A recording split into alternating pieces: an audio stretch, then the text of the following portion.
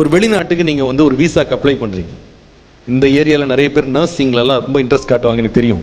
நாகர்கோவில் இந்த மார்த்தாண்ட சைட்லலாம் நிறைய பேர் நர்சிங், இன்ஜினியரிங் இதெல்லாம் ரொம்ப நீங்கள் ஆர்வம் காட்டுற ஒரு பகுதி இது, எனக்கு தெரியும்.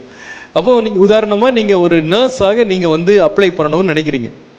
அப்போ நீங்கள் விசா அப்ளை பண்ணும்போது அந்த கண்டிஷன்ஸ் என்ன போட்டிருப்பாங்க அப்படின்னா, நீங்கள் நர்ஸாக வரணும்னா 30 வயசுக்குள்ளே இருக்கணும் அப்படின்னு ஒருவேளை கண்டிஷன் இருக்குன்னு வச்சுக்கேன். தெரியல எனக்கு அது உண்மையானு தெரியல, பட் கண்டிப்பாக அப்படி தான் கேட்பாங்கன்னு நினைக்கிறேன். உதாரணமாக உங்களுக்கு 60 வயசுன்னு வச்சுக்கிடுங்களேன்.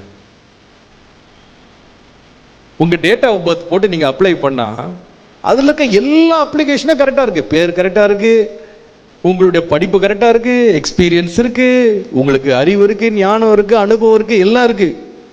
ஆனால் டேட்டு மட்டும் செட் ஆகலை. டேட் ஏற்கனவே ரிட்டையர்ட். அப்ளிகேஷன் போட்டால் சப்மிட் ஆகிடும், ஆனால் பதில் வருமா, அப்ரூவ் ஆகுமா சொல்லுங்க?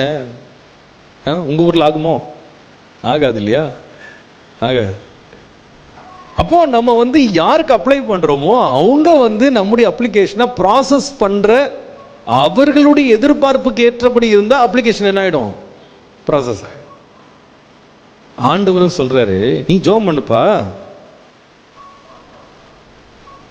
நம்முடைய ஜெபத்தை கேட்கறதுக்கு அவர் ரெடியா தான் இருக்காரு. ஆனா பதில் வரணும் அப்படின்னா அவருடைய சித்தத்தின்படி அல்லது அவருடைய விருப்பத்தின்படி அவருடைய பிரியத்தின்படி நம்ம எதை கேட்டாலும் தருவேன் என்று கர்த்தர் சொல்கிறார்.